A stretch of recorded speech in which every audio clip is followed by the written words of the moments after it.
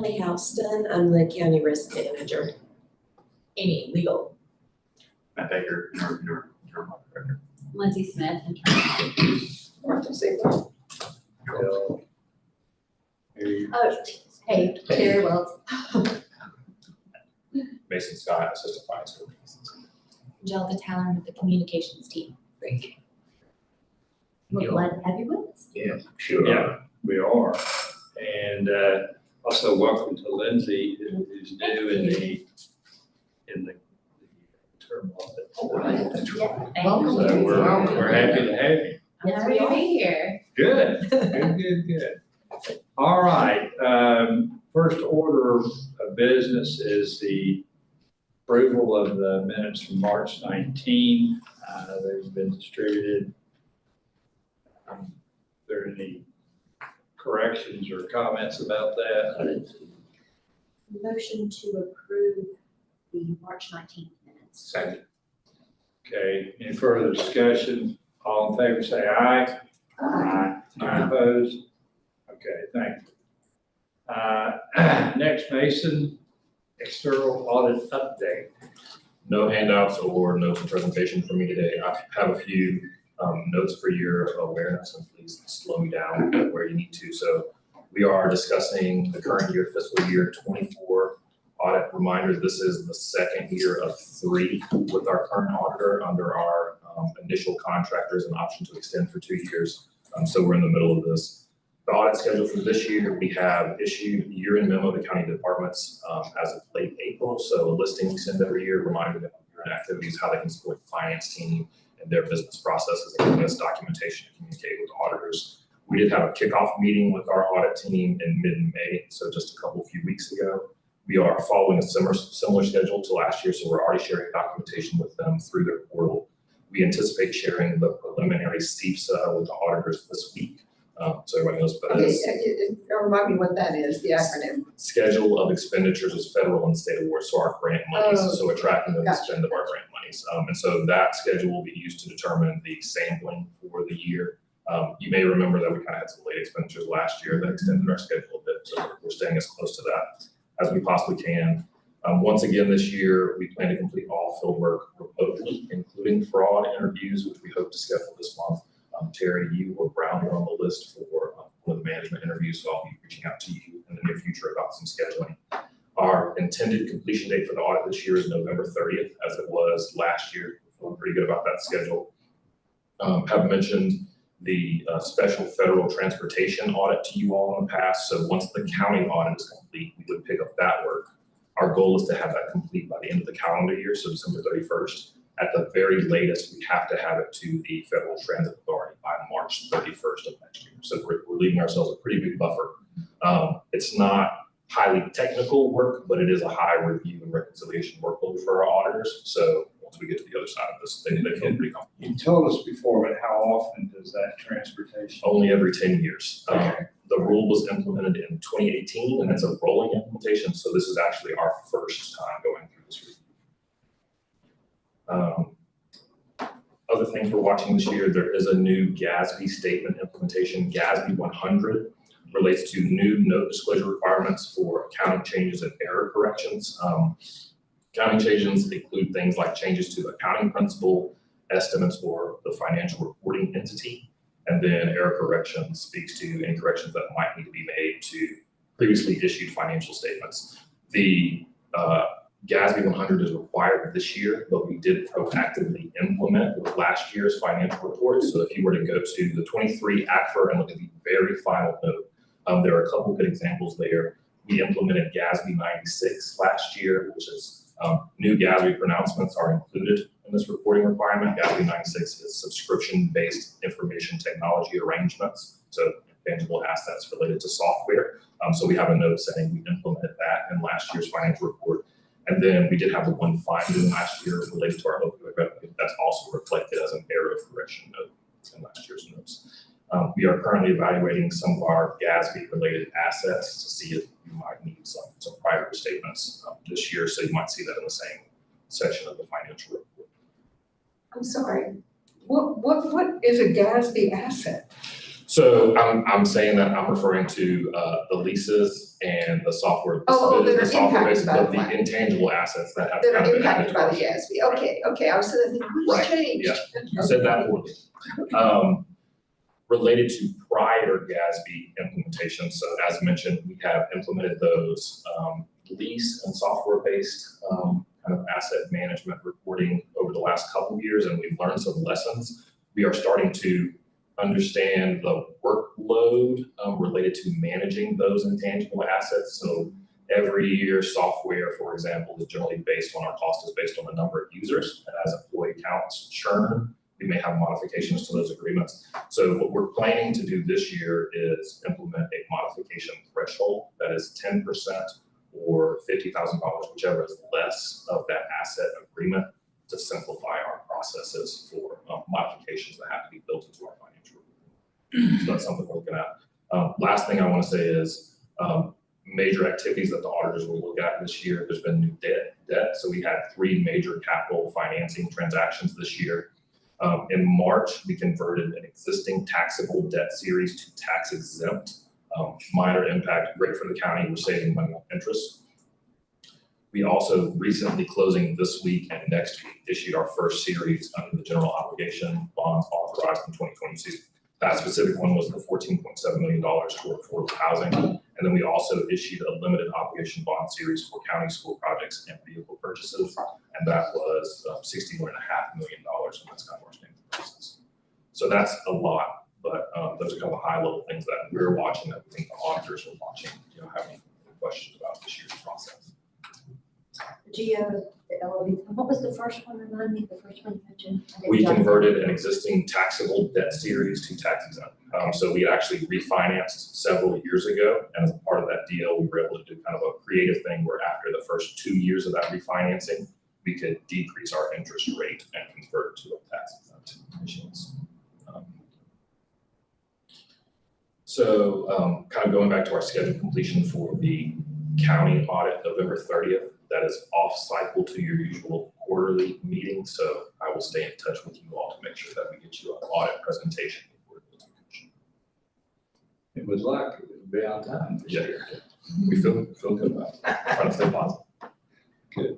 Any other questions from committee members? Thank you for allowing me to have a question here, and I'm still learning about your process. From the audit committee, is there any time that we meet with the auditors before the audit committee? So it's generally at your discretion. What we have done in the past is staff manages that relationship, but this group, as it stood a couple of years ago, was the one that interviewed the current auditor and made that selection. You are also responsible for the vetting and approval. It's a standard state contract, which you all, under our process, have to approve and recommend that contract before it goes to the commission for authorization. So the question would be, the answer would be, there's nothing scheduled, but if you all as a body would like to spend more time with the auditor. Well, I appreciate the information you gave related to the risk and the high areas, but it might be something that we should consider hearing directly from the auditors. And then usually they do come and present to us before it goes to the commission, so they do come and report their findings to us. Yeah, put it on.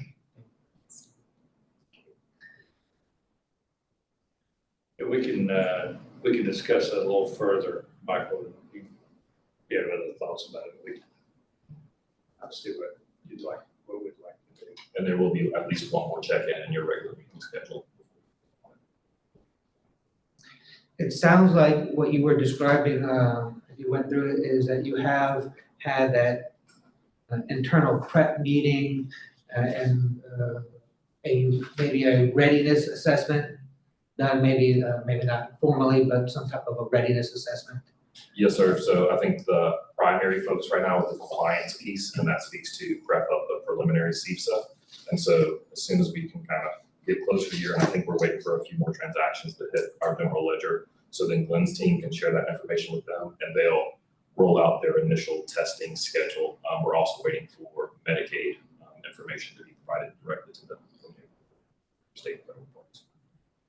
If there was something provided to the committee, I think that type of assessment would be something that kind of keep us updated.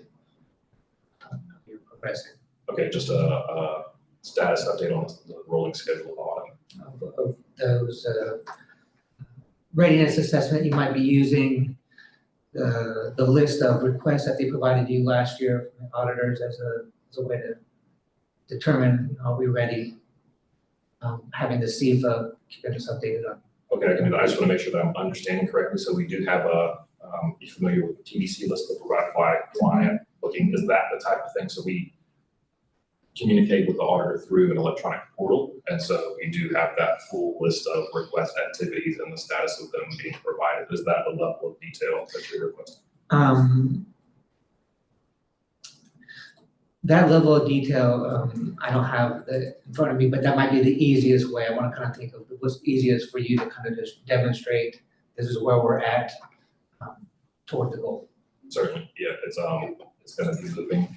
Kind of the statuses in the portal are request is open, request has an item attached, request is in review, but they bounce back and forth. I guess we'll see how meaningful that is to you, but that's something we can definitely provide. Yeah, so your concern is that there's no surprises, is that sort of where you're coming from? That you just want to move status updates so that we're not surprised about something? That's correct, or if we're getting behind, we can kind of identify that in terms of where we're at in that milestone. Okay, and I'll say it's tough, like when you discuss the activity in a fiscal year, you might say, in our second and third quarter reporting to the board, for example, much of our property tax income comes in at the beginning of the third quarter of our fiscal year. Otherwise, it's pretty quiet, and so financial reports to the board might not be meaningful because our flow of activity doesn't perfectly align with the portion of the year that we think. It's kind of the same thing with the audit. Some activities can't happen until later in the year. I expect that it will be pretty quiet for the next few months, right? We have a 90-day approval period, and so really a lot of things can't happen until June 30th, and then there will kind of be spikes in effort and workload in terms of what we can provide the status of activity.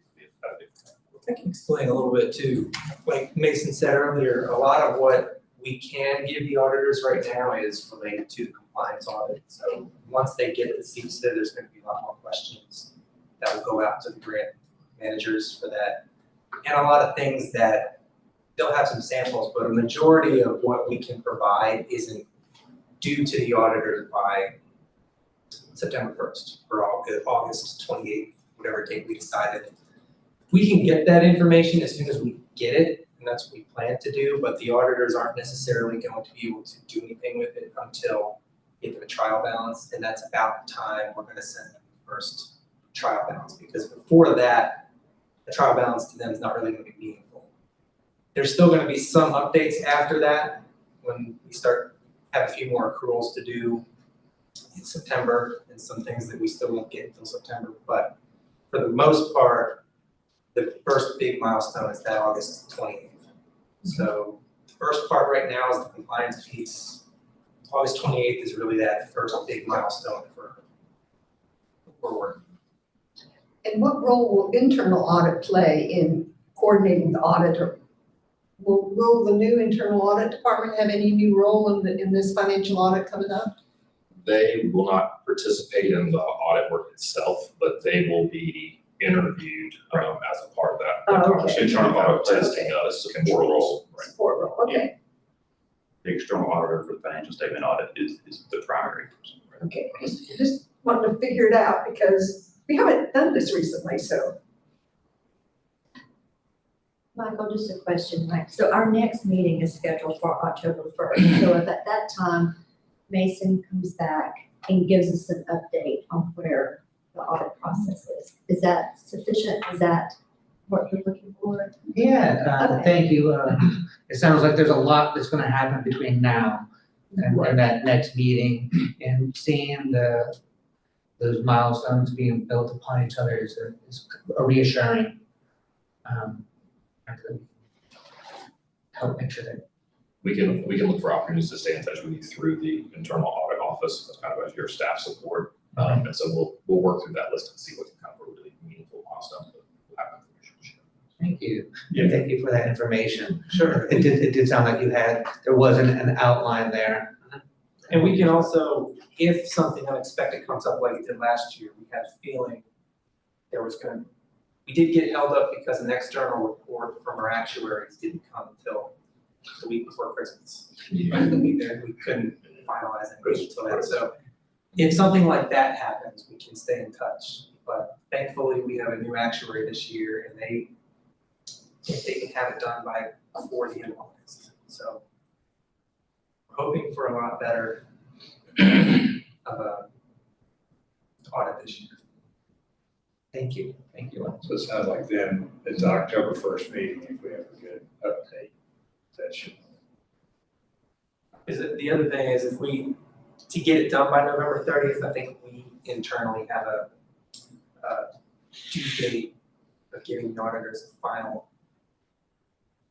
financial statements by around mid-October. So by October 1st, we should have a really good idea.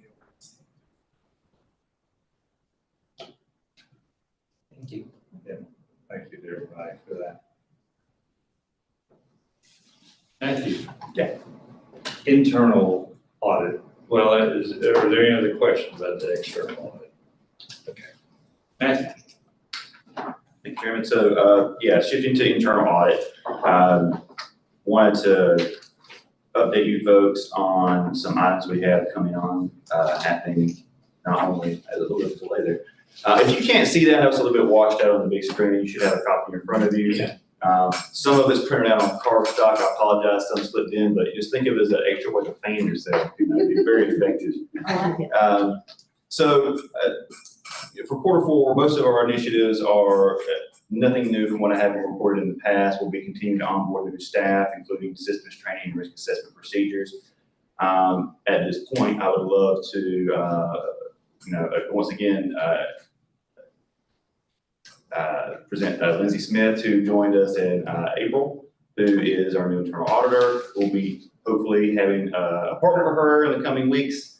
And Lindsay joins us from Yancey County, where she has several years in government experience under her belt already. And she has been instrumental in diving into our system to make sure that we are set for the risk assessment and moving forward into the audits for next year. Speaking of that risk assessment, that is already underway. We've done background research into individual departments using the financial information at our fingertips through our ERP system.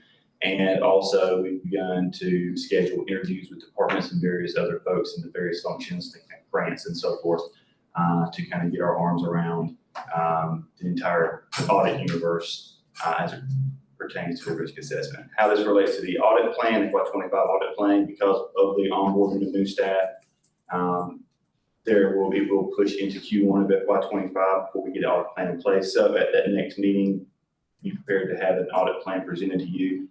If things go according to schedule, normally we have 3 audits, 1 per quarter, and then the risk assessment in the 4th quarter. However, due to the onboarding and staff shifting, I'm expecting probably somewhere in the order of 2 audits and the risk assessment for the following year. So there'll be one less audit than typically would be. But that is to carve out time for appropriate onboarding and training and things of that nature, and making sure that folks have the CPE credits that they need. So again, Lindsay has been onboarded. This is a tentative portfolio. Things may change as new folks come on board. As I mentioned, we're hoping to have another position filled in the coming weeks. Those interview processes are underway right now. And as far as the risk assessment timeline, as I mentioned, we've already pretty much completed the research phase and gathered information and began coming through it. We're now moving into the fieldwork phase. We'll be speaking with folks in the various departments to learn about the risks that they're encountering and have conversations with them. Throughout July, we'll begin compiling all this information and scoring this information to a matrix that I think you've all seen before, and then kind of prioritizing those risks as we see them, be they by department or by function, depending on how that falls out. And then after a consultation with management, which should happen sometime in August, we'll hopefully have an approval of the FY25 audit plan by you folks and following me. I think that's September, but maybe October. I have to put my calendar. But that's the tentative timeline for the risk assessment. Any questions on any of that? Great. Yeah, I'm sorry. All good. Okay, the risk assessment, are you doing all departments or do you just pick certain departments to do on a rotating basis? We do all departments. All departments. All departments annually, it's an annual risk Oh, assessment. okay. And so subsequently, following the risk assessment, once it's approved, we will be moving into the FY 25 audit plan. We'll present that to you folks. Again, as I mentioned, it will probably result in 2 primary audits. This does not include also management of the whistleblower hotline, employee ethics reporting line, any of those things, which take place on a daily basis. I would also like to pull up these reports. These are reports that we generate out of our employee, thank you, Phil. Our employee ethics reporting line. This is just kind of giving you an overview on the number of cases. I didn't really know what you were used to in terms of cadence, so I just provided everything from when I assumed the position to date. So this is a number of reports by case type. Most fall into the realm of allegation, others into inquiry. I will say that there are not 5 outstanding. I think currently there's around 3 outstanding. And then by type, these are kind of the sections that these cases fall into. And I would say that there is literally no trend there. There's one of each. So, yep, that's what there is. I don't know if this is the type of reporting that you're wanting to see in terms of these cases.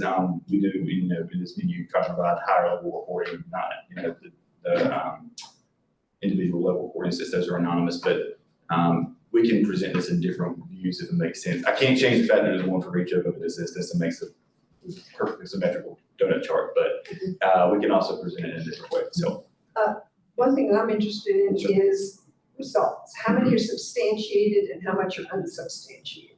all right, we can take note of that and bring that back to you. Off the top of my head, I can tell you that none of it's substantiated. None of that, okay. Just for the information, particularly Martha and Michael, these monthly reports are sent, I think Al and Terry get it and I get it. This sort of the summary of what has come. So I certainly look at it and most of it's very routine stuff. And what we see is the less talk column, which is different. That's true. From this. There's 2 different reporting streams right now. There's less talk, which is public whistleblowing, and then there's the EERL, employee ethics reporting line, which is internal, anonymous staff whistleblowing. And right now, they're very 2 separate reporting streams. I'm hoping in the new fiscal year to get those not combined. They'll still be separate, but within the same system, so that we can track them with a standard procedure, standard way, and do that reporting. But yes, those are 2 very different things. And the less talk that you folks are referring to goes to the chair and to commissioners, whereas this comes to on a monthly basis, and this comes to the full committee on a quarterly basis. The cadence of those reports, however, if you folks want this kind of information on a more frequent basis, that's entirely within the discretion of the committee. So there's no reason why it's at quarterly unless you just want it to be that way. I'm only interested in knowing if there's a problem or something starting to go wrong. That's my main concern. If these are all unsubstantiated, my supervisor was mean to me. And it's just one There's a person, lot you know. of those. A lot of too. Well, and those go essentially to our employee And that's relations. fine. I'm only interested in, my fiduciary duty Sure. to say, I think I smell a little smoke. Right. When I say there's a lot of, I just mean that what comes through the Right, hotline right. tends to sometimes be an HR matter and then they Which is forward. fine. That's HR's problem. We do pass those along to them and they Yeah. handle them. Similarly with the sheriff's office, unless there is an issue, an allegation of fraud or abuse or anything like that, it also goes to the sheriff's internal affairs division. Matthew, backing up just a little bit, the 2 primary audits, do you have a sense of what those are gonna be? I have a sense of what one may be, and Okay. it's grants. Okay. It was on the audit plan previously. The risk has not diminished there. There's been new uniform guidance that's been issued, and some, that I want to make sure that we're in compliance with, make sure our folks in grant. And grants in Buncombe County is we have some pockets for grants there. They're kind of disaggregated across the organization, grants in transportation, grants in health and human services.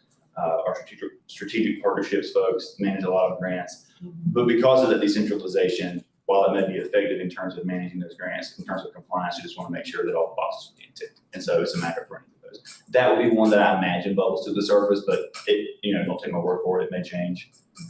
It's been a minute since we've done a risk assessment, so that's why we're going back to it. Thanks. That was the one that I was, just based on previous conversations, I felt like it was top. Any other questions about any of this? I know that was short and sweet. Just want to make sure I understand that this is an annual risk assessment and you're coming up with the audit plan just for this upcoming For the following upcoming fiscal year, yes. And is there a broader plan that you're working off of toward your goal, or is there a 5-year plan? No, there's not a 5-year audit plan in place right now in terms of risk assessment. There's an annual risk assessment, and that's not the sum total of all risk assessment activity. For instance, one of the things that takes place in the grants universe is, when we're a pass-through or someone's a sub-recipient, we should be doing a risk assessment on each of the sub-recipients for grant funds. That's part of what our annual risk assessment goes in to make sure it's happening, to ensure that those risk assessment activities are taking place. But in terms of going above that annual risk assessment, no, there's not a master 5-year plan. Thank you. Yeah, I will chime in and say that a couple of years ago, the commissioners did adopt the COSO framework, and there hasn't been somebody to lead that charge, and that is shifting to risk management's portfolio to manage, which is my side of the house. And so right now in risk management, we are bringing traditional risk management up to the current century. And that entails things like our insurance portfolio, all of our workers' comp, vehicle accidents, things of that nature, contract compliance. But our next step in the process will be to move into that enterprise risk management world, which will include the management risk assessment, which is kind of the same process, except the outcome. We will have a comprehensive risk register. We will have our identified risk owners, risk responses, things of that nature. So that is coming. That's maybe along the lines of a 5-year plan, but sooner than 5 years. It's essentially, I think, typically what launching in January. Yes. Yeah, so the enterprise risk management, the ERM side is going to be the management side of the risk management portfolio, whereas the annual risk assessment that internal audit does will be a separate, distinct process. So those will be happening simultaneously, but they sit in 2 different areas.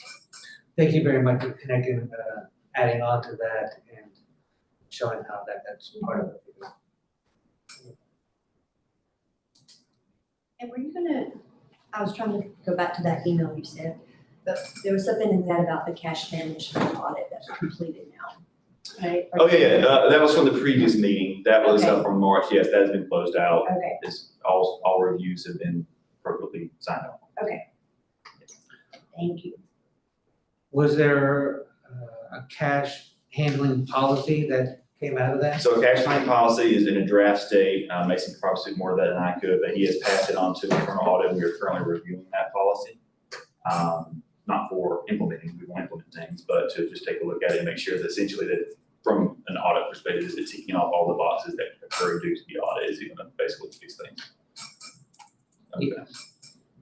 To Matt's point, we do have significantly complete documents in the way of policy and procedures. We are working through some outside review from our team. We've asked them to give us some notes. We are reviewing internally to the finance department, check with some of our key cash handling departments. Our goal is to implement early in the next fiscal year to include communication and training. And then we're going to watch it work, implement some internal kind of monitoring cash counts and audits under the new policy. And then I would be an update to you all in the next couple of meeting cycles. And then for internal audit, there's a plan to, currently tentative, of course, but in place to retest that and see how it's working 6 months to a year out after it's had some time to percolate through the system. There should be a standard policy for all departments as part of this, is that correct? So we had some of this discussion last time, and Lynn might be able to speak to this. We are creating, I think, minimum standards, but we do business in so many different ways depending on the department. And so there's gonna have to be some kind of take response and management, but we do have a high level outline. I believe the policy is around 4 to 5 pages right now. The procedures are closer to 20. And so we want to give departments a lot of support in what they could be doing depending on their specific business needs. It's not right. It sounds like the policy is in process, implementation, in the early part of next year with a follow-up before year end on how it's going to go. About 6 months to a year after implementation, yes.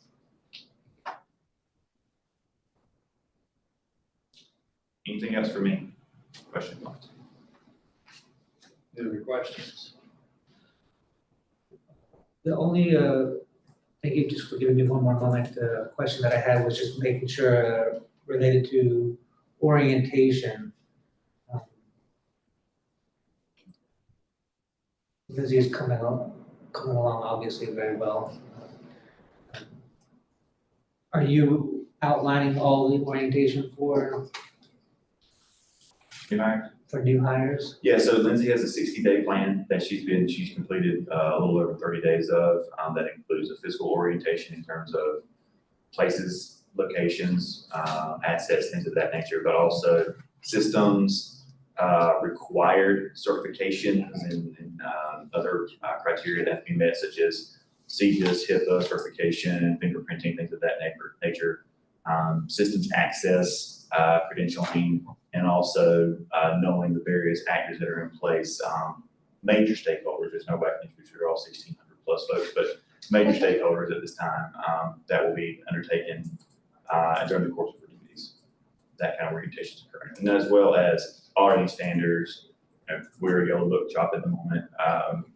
COSO in particular, those frameworks. We recently attended an audit conference April. First week of May. First week of May. It was right there on the bubble. So she's beginning to accrue those CPE hours as well. So yes. Maybe in a future meeting or as it's available, if there's some type of an orientation type of checklist or something that we can just see just to make sure that it's comprehensive. Happy to provide that, have that, and I can provide it to you after this meeting. You know, Lizzie, as well as future new hires. Or even me. I'm happy to provide whatever orientation you folks would like. Well, it's been a long time, but I just, I haven't been through the county Sure. thing in school government. It's a complicated process. Things change. It does. I'll certainly be happy to pass on all the information and to set something up if it would be, to your benefit. Happy to do that. It would be.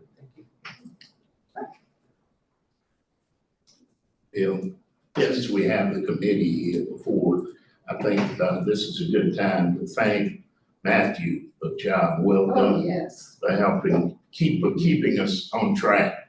And Kelly too, who's been, you can't get rid of us, can you?